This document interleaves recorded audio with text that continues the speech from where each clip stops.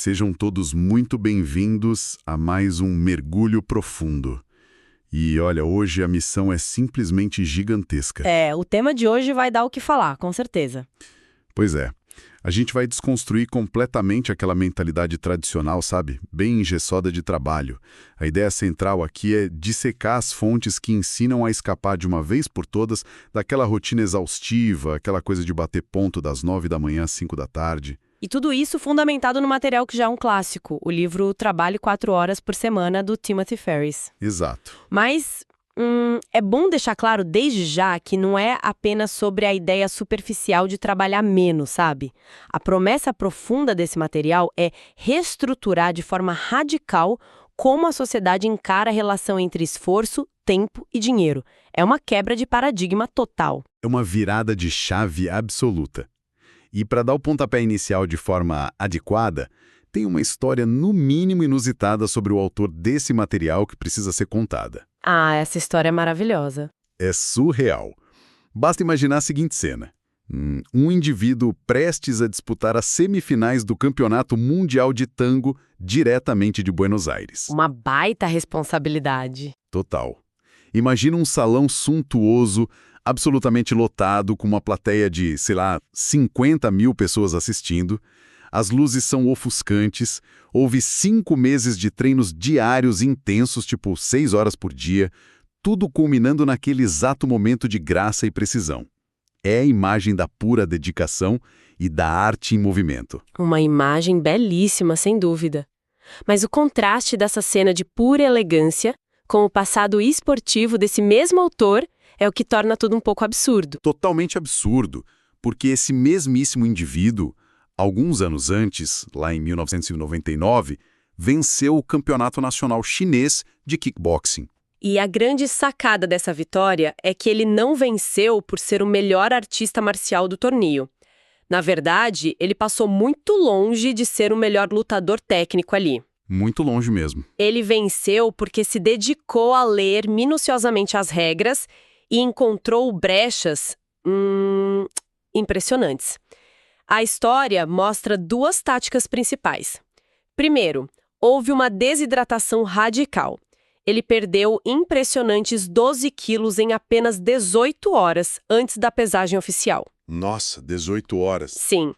Tudo para conseguir se classificar em uma categoria de peso menor. E aí, feita a pesagem, ele recuperou o peso rapidamente, garantindo que lutaria contra oponentes fisicamente muito menores e mais leves que ele. Só essa parte já é uma loucura para o corpo humano. Fico chocado só de pensar. Mas a segunda tática é onde a coisa fica hilária. Sim, a parte da plataforma. Exato. Eles usam uma tecnicidade maravilhosa nas regras do torneio. O regulamento dizia que, se um lutador caísse da plataforma de combate 3 vezes, o oponente era declarado vencedor. E qual foi a estratégia? Ele simplesmente passou os rounds inteiros empurrando os adversários menores para fora do ringue. Sem dar um soco. Sem dar um soco. Não teve trocação complexa, ele apenas empurrava o pessoal para fora. Venceu todas as lutas por nocaute técnico. Agora, ouvindo isso, a primeira reação de muita gente é pensar, isso não é só um jeitinho? Não é meio desleal? Pode soar exatamente como um truque barato ou uma vontade de contornar as regras à primeira vista. Mas a verdadeira missão deste nosso mergulho profundo não é ensinar ninguém a dar calotes ou trapacear. Claro que não. O ponto central dessa história é ilustrar a importância de questionar o status quo de forma inteligente. O autor propõe um processo lógico e metódico que ele chama de ideia, ou seja, definição, eliminação e automação. O famoso método DEIA. Isso. A lição oculta no episódio do kickboxing é simples. Se as regras normais e estabelecidas levam a resultados insatisfatórios ou exigem um esforço brutal para um retorno mínimo, talvez seja o momento exato de reescrever essas regras a seu favor. É sobre mapear a rota mais eficiente para o objetivo, em vez de marchar cegamente pelo caminho convencional que todo mundo segue. Certo, vamos desvendar isso. Porque isso nos leva direto para a primeira etapa do método, o D de definição. É aqui que o livro decreta o fim absoluto daquele conceito de trabalho pelo trabalho. Exatamente, é o fim do trabalhar só para se manter ocupado. O material cria uma divisão muito clara na sociedade entre dois perfis distintos: os novos ricos, que são o foco do método, e os chamados adiadores. E os adiadores representam a mentalidade da imensa maioria das pessoas. É aquele perfil que guarda meticulosamente todos os sonhos, guarda todo o tempo livre, reprime a própria energia e foca em trabalhar duro hoje, na esperança de aproveitar a vida apenas no final dela. Através de uma aposentadoria supostamente dourada. Exatamente, o famoso trabalhe duro agora para aproveitar a vida aos 65 anos. Só que a gente sabe que nem sempre há garantia de saúde ou tempo lá na frente. Pois é. Já os novos ricos jogam um jogo com regras totalmente diferentes. O foco não é adiar a vida, mas sim buscar formas de criar estilos de vida luxuosos e abundantes no presente. E a grande diferença é que a moeda principal desse grupo não é apenas o dinheiro acumulado, mas sim o tempo livre e a mobilidade geográfica. É uma virada de chave gigantesca. Mas confesso que, na prática, sou um pouco confuso de início. Porque, pensa bem, ser rico no senso comum significa ter uma conta bancária com 7 dígitos, andar de carro importado. Como a matemática dessa nova riqueza funciona na vida real? O que é fascinante aqui é a forma como as fontes detalham a matemática da riqueza, desconstruindo o padrão clássico. Para entender isso de verdade, precisamos diferenciar a renda absoluta da renda relativa. Renda absoluta e renda relativa. Isso. Pensemos no exemplo prático do livro. Existe o trabalhador A. Esse profissional ganha a excelente quantia de $100.000 por ano. Um salário de dar inveja em qualquer roda de amigos, convenhamos. No papel, sim, parece incrível. No entanto, para alcançar esse número mágico de $100.000, o trabalhador A passa 80 horas por semana no escritório. Nossa, 80 horas? É muito tempo. Há jantares pulados, fins de semana perdidos e um estresse contínuo. Se dividirmos o ganho pelo tempo, a remuneração real dele é de aproximadamente $25 por hora. Certo. Agora, vamos colocar ao lado dele o trabalhador B. Este ganha exatamente a metade do salário anual, ou seja, $50.000. O que ainda é um bom dinheiro, mas tipo, metade do status do primeiro cara. Exato. Porém, o trabalhador B estruturou a vida de forma a trabalhar apenas 10 horas por semana. Se fizermos a mesma conta básica, a remuneração desse indivíduo é de impressionante $100 por hora. 4 vezes mais. Sim. Quando o prisma muda para a renda relativa, que obrigatoriamente leva em consideração o custo de vida em tempo investido, o trabalhador B é, na verdade, 4 vezes mais rico que o trabalhador A. O tempo livre atua como grande multiplicador do dinheiro. Essa conta faz um sentido absurdo. É matemática pura. Mas dar esse salto, abandonar o caminho super seguro do trabalhador A, para tentar a vida do trabalhador B, gera um medo paralisante nas pessoas. Ninguém quer soltar o osso. O medo do desconhecido é muito forte. E o livro aborda isso de maneira muito crua, através da anedota sobre a primeira empresa do próprio autor, a Brain Quicken. Ah, essa história da empresa é o melhor exemplo disso. Sim, a história relata que ele havia chegado ao topo da montanha financeira, ganhando cerca de $70.000 por mês, sabe? Qualquer um diria que ele havia zerado o jogo da vida. Mas a realidade dos bastidores era sombria, para não dizer trágica. Extremamente sombria. Ele conta que estava trabalhando 15 horas por dia, 7 dias por semana, gerenciando crises de fornecedores e clientes sem parar. Um esgotamento total. Absoluto. Ele estava miserável e à beira de um colapso nervoso. O maior desejo dele era simplesmente largar tudo e fazer uma longa viagem pelo mundo. Mas ele estava paralisado pelo terror de que, se ele se afastasse, a empresa iria falir e a vida dele estaria arruinada. O medo da albige no desconhecido. A solução que ele encontrou para quebrar essa paralisia foi um exercício psicológico brilhante, chamado definição do pesadelo. Em vez de tentar ser otimista e pensar positivo, ele encarou os demônios de frente. Ele escreveu no papel o pior cenário absoluto que poderia acontecer se ele fizesse a viagem e tudo desse errado. Ele detalhou tudo, certo? Tipo, a empresa vai à falência, o dinheiro acaba... Isso mesmo. Ele listou os medos, teria que voltar a morar com os pais, teria que trabalhar como garçom para pagar o aluguel, o carro seria confiscado. Bateu de frente com o fantasma. Exato. E o grande pulo do gato ocorreu quando essas coisas saíram da mente e foram para o papel. Ele percebeu racionalmente que, numa escala de 1 a 10, o impacto negativo desse pesadelo todo seria apenas um 3 ou 4. Muito mais baixo do que a cabeça da gente inventa. Sim, e mais importante ainda, seria um dano temporário e completamente reversível. Aos poucos, ele poderia reconstruir a vida. Teria a vida inteira para recuperar o dinheiro. Exato. Por outro lado, o impacto positivo de finalmente fazer a viagem e se libertar daquele esgotamento seria um level 10, permanente. Essa clareza retira o poder que o medo tem de nos manter na inércia. E essa inércia está muito ligada ao estresse diário. Mas o material faz questão de apontar que nem todo estresse é um monstro a ser combatido, não é? Existe um estresse bom. Exatamente. A partir dessa análise, a psicologia diferencia dois conceitos vitais. Existe um estresse convencional que é destrutivo, é aquele estímulo negativo constante que enfraquece o sistema imunológico e a mente, geralmente causado por ambientes tóxicos, chefes abusivos ou excesso de trabalho burocrático inútil. Aquele estresse que adoece as pessoas. Isso. Mas existe também o eu-estresse. Eu-estresse. Parece até nome de remédio ou vitamina. Pois é, parece. Mas a palavra vem do grego, compartilhando o mesmo prefixo de euforia. O eustresse é o estresse altamente positivo. É aquela tensão saudável que impulsiona o crescimento pessoal. Sabe o frio na barriga antes de uma grande apresentação? Aquela adrenalina. Exato. Ou a queimação nos músculos ao tentar bater um recorde no esporte. Ou até mesmo a adrenalina de assumir um risco calculado num projeto novo. Os novos ricos fogem do estresse destrutivo, mas buscam o eustresse o tempo todo para expandir a zona de conforto. E falando em buscar desafios que dão aquele frio na barriga, a história sobre a época em que o autor deu aulas na Universidade de Princeton ilustra isso perfeitamente. A história do desafio aos alunos é fantástica. Demais!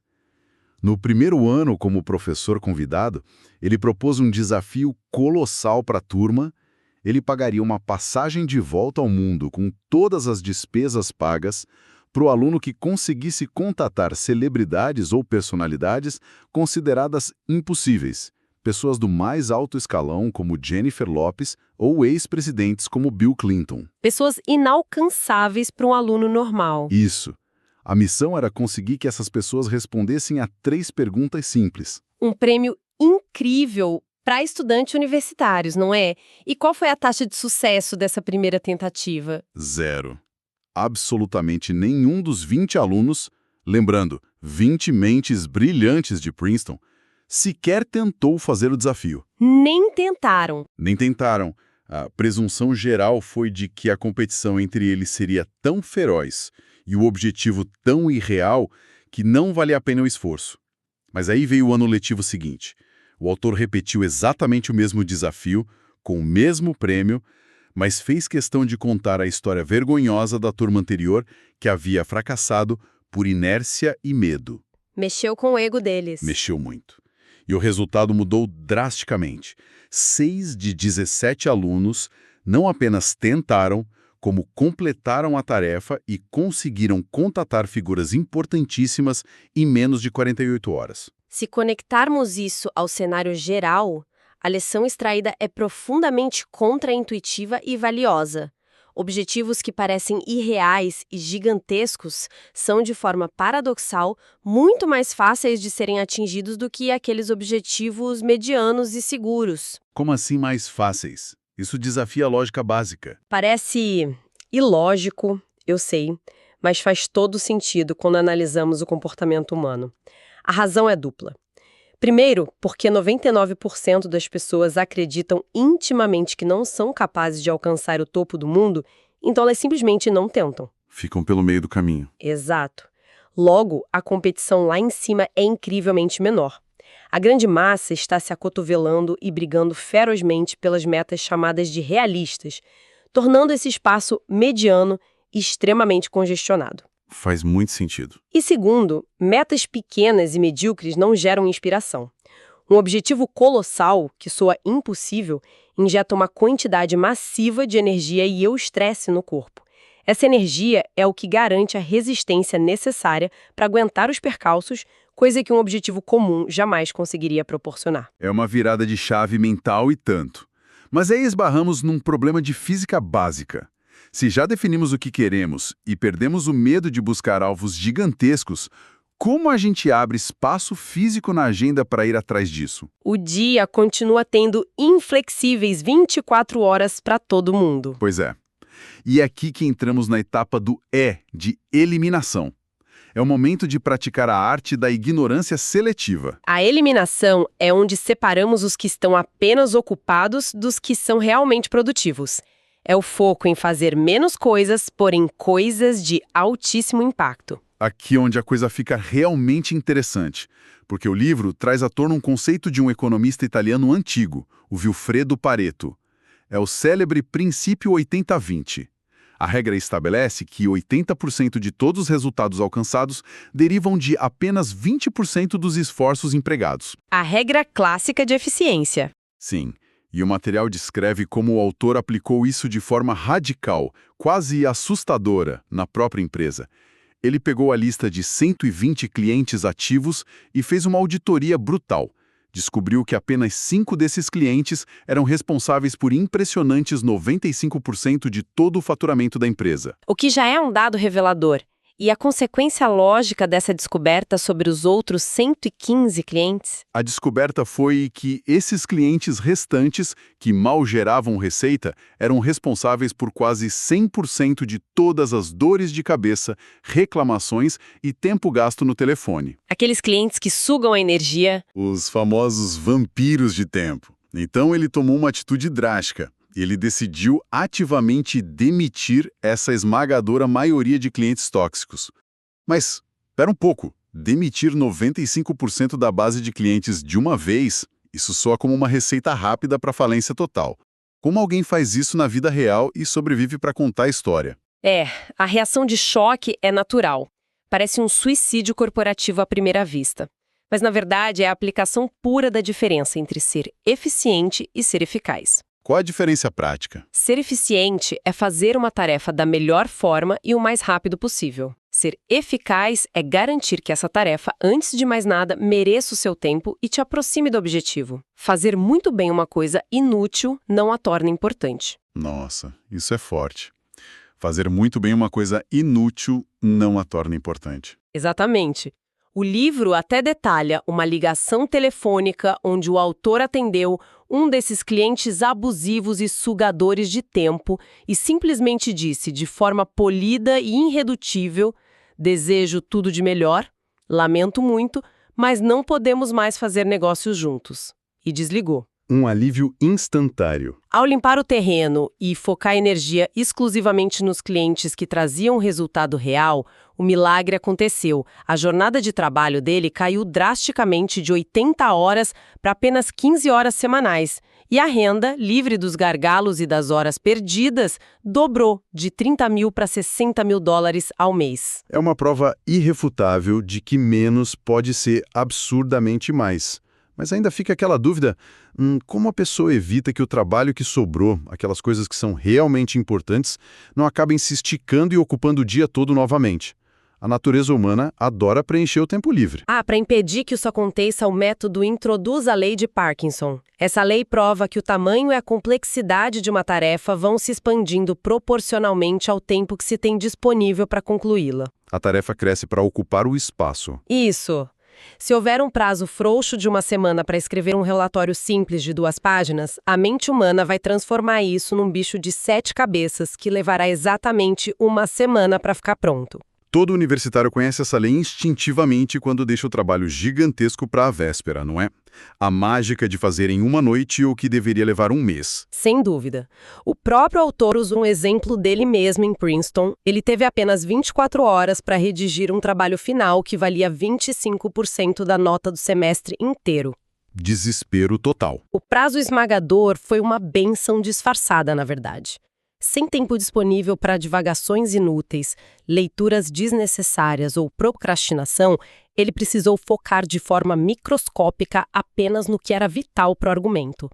O resultado entregou a tempo e tirou a nota máxima.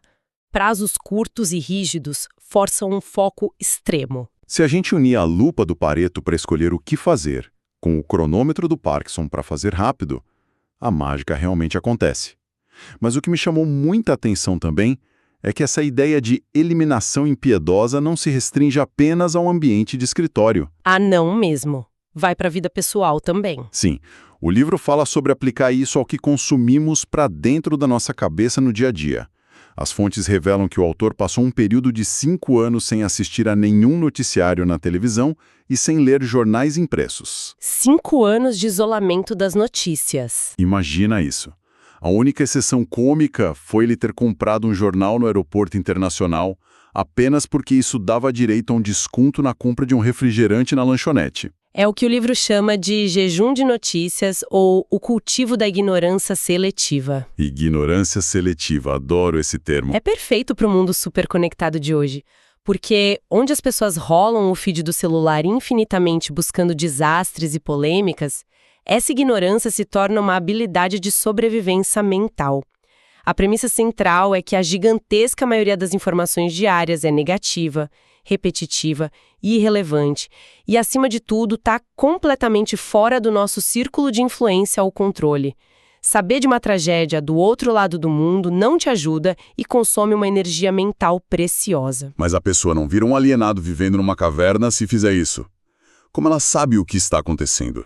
Tática para se manter atualizado sem o enlouquecer é delegar a curadoria da informação. Deixar que os outros filtrem. Isso. O autor adotou o hábito de perguntar ativamente a amigos inteligentes ou até mesmo aos garçons nos restaurantes o que havia de novo e urgente no mundo. A lógica é, se um evento for verdadeiramente crucial, as pessoas vão estar comentando sobre ele o tempo todo. A notícia importante chega até você. Chega inevitavelmente. Até em anos de eleição, para decidir o voto, ele pulou centenas de horas de cobertura midiática ruidosa, apenas mandou mensagens perguntando a opinião de pessoas cujo intelecto ele respeitava e assistiu aos debates finais. Foi o suficiente para uma decisão informada sem o esgotamento mental do dia a dia. Uma blindagem mental fantástica. E quando a leitura de documentos e livros é estritamente obrigatória para o trabalho ou estudo, as fontes ainda fornecem técnicas de leitura rápida para encurtar o tempo de tela e de papel. Tem umas dicas ótimas sobre isso. Coisas super práticas, como treinar a visão periférica para começar a ler a partir da terceira palavra da margem esquerda e pular para a próxima linha na terceira palavra antes da margem direita. Isso economiza o movimento dos olhos. Muito. Ou aquele truque simples de usar uma caneta correndo pela página como um guia visual. Isso serve para impedir aquele hábito terrível que o cérebro tem de fazer os olhos voltarem e relerem a mesma frase várias vezes por desatenção. Isso levanta uma questão importante. Depois de redefinir o conceito de riqueza, eliminar os clientes tóxicos e blindar a mente contra o excesso de informação inútil, o que nós fazemos com as demandas e interrupções diárias inescapáveis que inevitavelmente sobram no ambiente de trabalho? Porque alguma coisa sempre sobra, né? Exato. E é neste momento que entra a seção final do método, o A de automação, que tem como espinha dorsal a estratégia de agrupamento em lotes, o famoso batching. A analogia da gráfica para explicar o batching é sensacional. O livro explica que, se houver o pedido de impressão de 3 camisetas personalizadas, o custo financeiro para ligar e preparar a máquina e o tempo de entrega serão exatamente os mesmos do que se a encomenda fosse de 100 camisetas. O setup é o mesmo. O custo de setup inicial, Aquele esforço para colocar a máquina em movimento é o verdadeiro vilão da história. E o cérebro humano tem um custo de setup muito parecido com o dessa máquina gráfica. Cada vez que uma notificação de e-mail apita e a atenção é desviada, leva-se um tempo enorme de ajuste cognitivo para conseguir voltar ao estado de concentração profunda anterior. A gente perde o fio da meada. Completamente. Portanto, tarefas burocráticas e contínuas não devem ser feitas a conta-gotas ao longo do dia inteiro. Devem ser executadas em lotes específicos. A sugestão radical do material é criar uma mensagem de resposta automática no e-mail corporativo, informando claramente a todos que as mensagens só serão abertas e lidas 2 vezes ao dia. 2 vezes. Sim, tradicionalmente ao meio-dia e no final da tarde, às 16 horas. O resto do tempo é intocável para trabalho profundo. A teoria é maravilhosa, linda de ler, mas vamos ser francos. Chegar para o chefe ou para a equipe na segunda-feira de manhã e decretar: a partir de hoje, só leio e-mail em 2 horários e não vou mais comparecer a essas reuniões semanais de alinhamento porque são perda de tempo. Olha, essa é a receita mais rápida para o desemprego. Vai gerar um atrito absurdo num escritório tradicional. Sem a menor dúvida, a resistência cultural da empresa seria enorme. E é para contornar essa resistência corporativa que as fontes introduzem a técnica do filhote de cachorro. Técnica do filhote. Isso. O nome vem de uma estratégia astuta de vendas de pet shops. O vendedor vê o cliente indeciso e diz: faça o seguinte, leve o filhote de cachorro para casa durante o fim de semana apenas como um teste sem compromisso. Se não se adaptar, pode trazer de volta na segunda-feira sem custo algum. Que golpe baixo. E funciona. O vendedor sabe muito bem que uma vez que o filhote passa 2 dias na casa interagindo com as crianças e a família, ninguém tem coragem de devolvê-lo. A venda está completamente garantida. É um golpe no coração, mas a eficácia é indiscutível. E como isso se aplica no mundo corporativo cruel para ganhar tempo livre? É a arte sutil de propor uma mudança estrutural permanente, mas usando a maquiagem de um teste temporário e indolor. Em vez de exigir o fim das reuniões de forma agressiva, a abordagem diplomática seria chegar na chefia e sugerir: estou no momento crucial e preciso de foco total neste projeto importante. Podemos fazer um teste de me deixar de fora das reuniões gerais apenas nesta terça e quarta-feira para eu tentar adiantar os resultados? Muito mais suave. Sendo um teste de curto prazo, o chefe geralmente aceita sem problemas. O segredo de ouro é que durante esses 2 dias sem interrupções, a pessoa precisa entregar uma produtividade inquestionável e absurda. O resultado fica tão evidente e os chefes ficam tão impressionados que o tal teste se consolida silenciosamente como um novo padrão de trabalho. Um verdadeiro cavalo de Troia, da produtividade. Você muda a regra de fininho. Mas tem outro cenário que o livro ataca ferozmente. O que acontece quando o gargalo do fluxo de trabalho não é o chefe teimoso ou as reuniões inúteis, mas a própria pessoa, que centraliza todas as microdecisões da empresa? Esse é um erro clássico de empreendedores. E a solução passa pela regra dos $1.000. A história por trás disso é libertadora. Sim. O autor notou que a própria empresa dele havia estagnado, e o problema principal era ele mesmo. Todos os dias ele recebia uma enxurrada de 200 e-mails do serviço terceirizado de atendimento ao cliente. 200 e-mails só de burocracia? E todos eles pediam autorização expressa para resolver coisas absolutamente banais. Sabe, um reembolso de $20 que estava atrasado, a troca de um produto com defeito, uma pequena taxa extra de envio, tudo tinha que passar pela mesa dele. Um microgerenciamento paralisante que suga o tempo. E qual foi a solução implementada? Ele surtou, no bom sentido. Disparou um único e-mail para todos os supervisores dessa equipe de atendimento com uma instrução cristalina. Ele disse basicamente: a partir de agora, o objetivo único é deixar o cliente feliz. Se a solução de qualquer problema custar menos de $100, não me enviem e-mail. Não peçam permissão. Apenas resolvam e sigam em frente. O impacto de retirar esse teto de vidro foi monumental.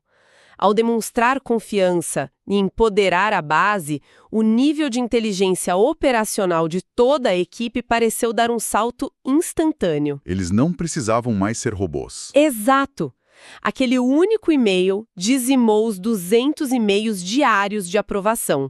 O impacto prático foi uma devolução de mais de 100 horas de trabalho livre por mês para o autor, além de uma queda acentuada nas taxas de devolução e reclamações, porque os clientes passaram a ser atendidos com uma velocidade impressionante na ponta da linha. Fica provado por A mais B que criar parâmetros claros de delegação sai infinitamente mais barato e gera mais lucro do que tentar segurar as rédeas de todas as minúcias. Com certeza. E essa lógica de delegação avança muito além dos limites de um escritório corporativo ou de uma empresa.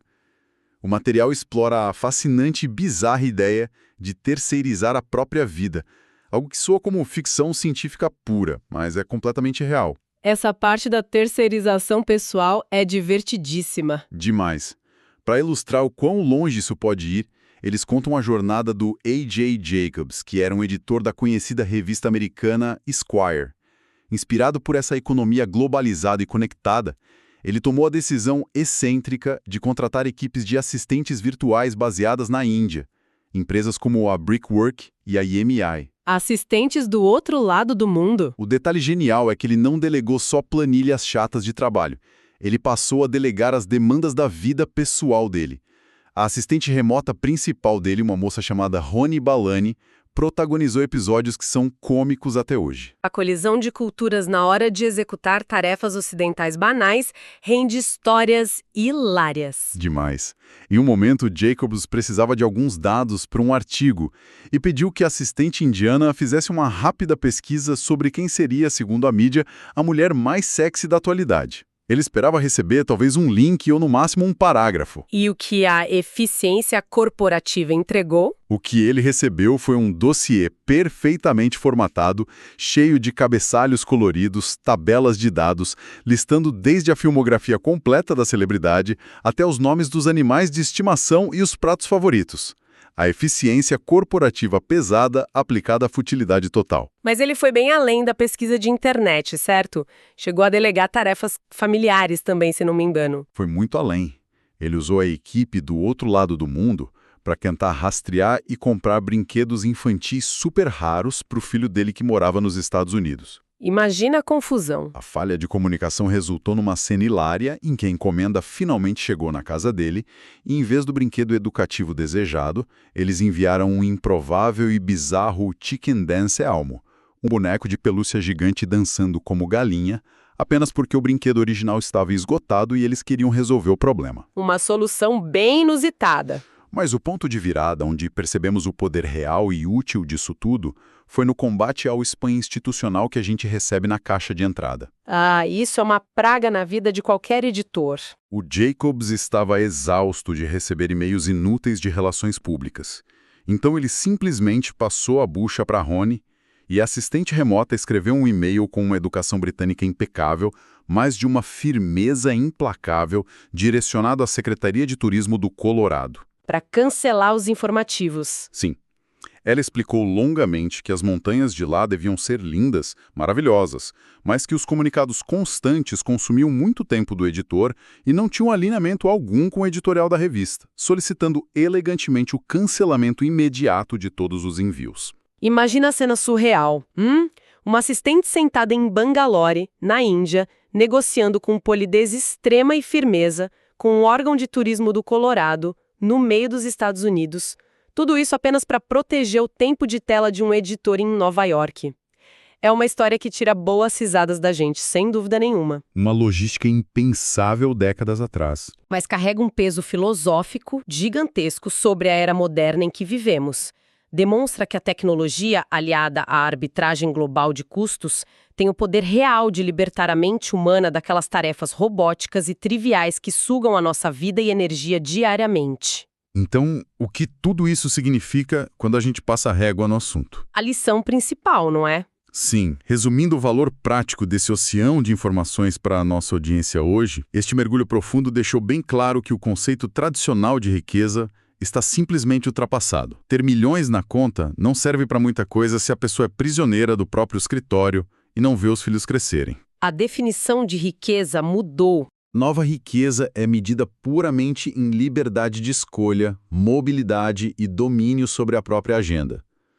Vimos que eliminar agressivamente o que não gera impacto, usando a matemática impiedosa do princípio de Pareto e forçando a velocidade de entrega com a lei de Parkinson, somado ao fato de automatizar ou delegar o restante do ruído com assistentes.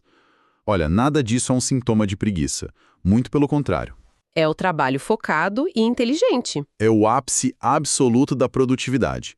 Quem internaliza a definição, a eliminação e a automação conquista finalmente a chave para deixar de ser um refém perpétuo do sistema das 9 às 5. Exatamente. E a provocação mais prática que podemos deixar no ar para todos que acompanham esta análise é uma autoavaliação rigorosa, talvez para amanhã de manhã. Um desafio para quem nos ouve. Isso mesmo.